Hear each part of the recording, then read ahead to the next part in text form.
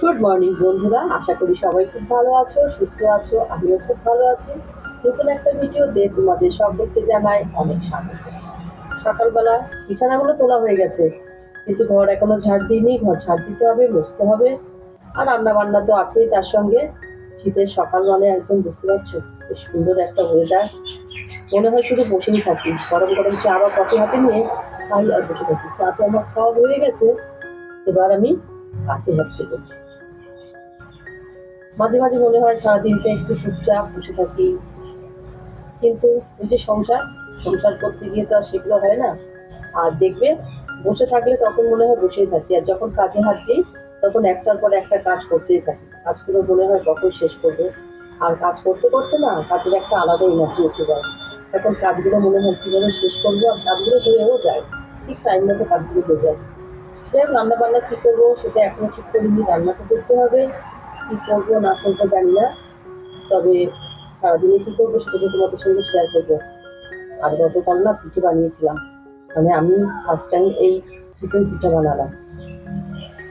অনেক তো কথা তোমাদের সঙ্গে বলেছি, এবার কিছুটা কাজ গুছিয়ে দেখো। দেখো, অনেক বাসন ছিল, সেই বাসনগুলো মেজে নিয়ে একেবারে রেডি হয়ে নিয়েছি। কেন বলো তো, আজকে আর রান্না বান্না কিছু তোমাদের সঙ্গে শেয়ার করছি না, কারণ আজকে না নিজের জন্য একটু সময় দিতে যাচ্ছি। নিজের জন্য মানে নিজের শরীরের খেয়াল রাখতে যাচ্ছি। আজকে ডাক্তারের অ্যাপয়েন্টমেন্ট আছে। কোথায় যাচ্ছি, কি ডাক্তার দেখাচ্ছি, চলো তোমাদেরকে যেতে যেতেই বলছি। আগে ঘরের সমস্ত কিছু গুছিয়ে নিই, মানে সমস্ত গেট লাগানো আছে কিনা দেখে নিই, কারণ ওদের পাপা বাড়িতে নেই, তাই আমার সবকিছু গুছিয়ে রেখে দিতে হচ্ছে। এই দেখো, অনেকটা দূর চলে এসেছি, কিন্তু এটা হচ্ছে বড় জাগুলি। যারা নদিয়া বা হরিণঘাটাতে থাকো তারা নিশ্চয়ই জানো এই জায়গাটা বা চেনো। এই জায়গাটা জাগুলি বলেই পরিচিত। চলো, এবার এখান থেকে আরো কিছুটা যেতে হবে। যে জায়গায় যাচ্ছি সে জায়গায় কিন্তু একটা ভীষণ নামি দামি জিনিস আছে, সেটা কি তোমাদেরকে রাস্তায় দেখাচ্ছি। আর এই দেখো, অনেকটা এগিয়ে এসেছি, যাচ্ছি কিন্তু মোহনপুর। আর মোহনপুরে কি আছে জানো? দেখো, দেখাই তোমাদেরকে। এই যে, এটা হচ্ছে ইউনিভার্সিটি, মানে বিধানচন্দ্র কৃষি বিশ্ববিদ্যালয়। তোমরা হয়তো অনেকেই এই নামটার সঙ্গে পরিচিত আছো, অনেকে হয়তো এই ইউনিভার্সিটি থেকে পড়েছেও। যাই হোক, এখানেই আমার গন্তব্যস্থল। একটু এগিয়ে গেলে আমি চলে যাব আমার জায়গায়। দেখতে দেখতে ইউনিভার্সিটি পার করে চলে এলাম আমার আসল জায়গায়। এবার তোমাদেরকে বলি, কোন ডক্টর দেখাতে যাচ্ছি। আসলে চোখ দেখাতে যাচ্ছি। কয়েকদিন ধরে চোখের সমস্যাটা খুব বেড়েছে, তাই ভাবলাম চোখটা একটু দেখিয়ে আসি। এই দেখো, চলে এসেছি আই কেয়ার সেন্টারে। এখানেই আমি আজকে চোখটা দেখাবো।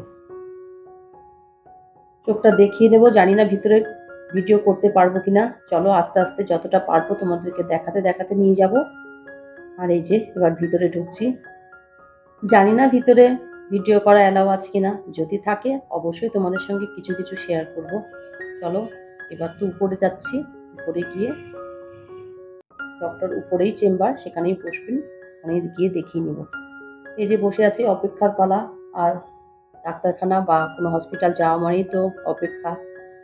আর বাইরের দিকে দেখো পরিবেশটা কত সুন্দর। এখানে বসেই অপেক্ষা করছিলাম, কারণ আজকে দেখলাম ভিড়টা অনেকটাই। অন্যদিকে আছে দোতলায়, একতলায় দেখলাম অনেক লোকজন আছে, কিন্তু এখানে দেখলাম লোকজন একটু কমই আছে। আর এই যে ডক্টরের চেম্বারগুলো পরপর সব সাজানো আছে। এবার চলে গেলাম ডক্টরের চেম্বারে। আমাকে কিছুক্ষণ বসিয়ে রেখে অনেক কিছু জিজ্ঞাসা করছিল, মানে অন্যান্য কোনো রোগ আছে কিনা, এইসব সংক্রান্ত অনেক কিছু জিজ্ঞাসা করলো। তারপরে তো কিছুক্ষণ পরীক্ষা নিরীক্ষা হলো। আর জানো তো, চোখ দেখাতে কিন্তু আমি একা যাইনি, রিজু, রায়ান ওরাও গেছিল। মানে রিজু, রায়ান, ওর দাদু, আমরা সবাই একসঙ্গেই গেছিলাম। রিজুর চোখটাও দেখানো হয়েছে, রায়ানেরটা অবশ্য দেখানো হয়নি, কিন্তু রিজুরও চোখের প্রবলেম শুরু হয়ে গেছে, ওরও যত সম্ভব চশমার প্রয়োজন। যাই হোক, আমি তো বাড়ি চলে আসছি। আর রিজু, রায়ান আর ওর দাদু চলে গেল ওর আন্টির বাড়ি, মানে এই মোহনপুরেই আমার ছোট ননদের বাড়ি আছে, ওরা ওখানে চলে গেল।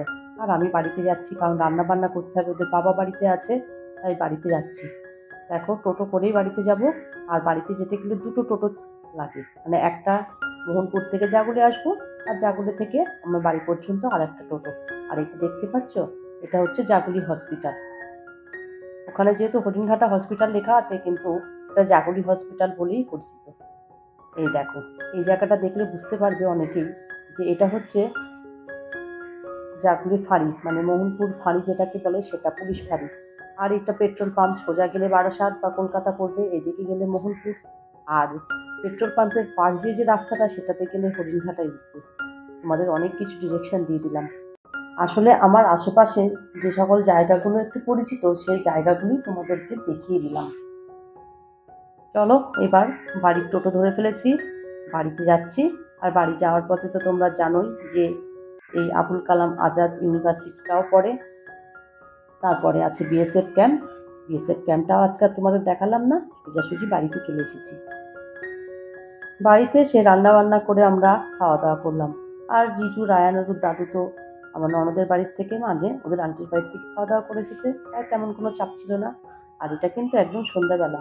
একটু বেগুনি ভাজতে এসেছিলাম, কিন্তু আজকে কি যে গন্ডগোল হলো, বেগুনিগুলো একটাও ফুললো না। তাই গোল গোল আর লম্বা লম্বা একটু বেগুনি করে যেরকম হলো সেরকমই খেয়ে নিলাম। মানে খুব তেলে ভাজা খেতে ইচ্ছে করছিল, তাই বেগুনি করে নিয়ে খেয়ে নিলাম। তারপর তো রিজু, রায়ানের পড়াতে হবে, অনেকটা সময় পেরিয়ে তারপর তোমাদের সঙ্গে একেবারে ডিনারে চলে এলাম। আজকে ডিনারে আছে গরম ভাত, একটা ডিমের অমলেট, তার সঙ্গে আছে গরম গরম ডাল, আর আছে দুপুরের সয়াবিন আলুর তরকারি। এই হলো আজকের ডিনার। আজকের ভিডিওটা কেমন লাগলো কমেন্টের মাধ্যমে আমাকে জানিও। যদি ভালো লেগে থাকে একটা লাইক করে দিও, আর যদি অনেক বেশি ভালো লেগে থাকে বা নতুন বন্ধু হয়ে থাকো, তাহলে সাবস্ক্রাইব করে আমার পাশে থাকতে পারো। আর আমার নতুন পুরনো সকল বন্ধুদের জন্য রইল অনেক অনেক ভালোবাসা। আজ তাহলে এই পর্যন্ত। আমার ভিডিওটা যদি তোমাদের ভালো লেগে থাকে, please like, comment, share and subscribe করো। সবাই খুব ভালো থেকো, সুস্থ থেকো। দেখা হবে অন্য কোনো ভিডিও নিয়ে। Good night.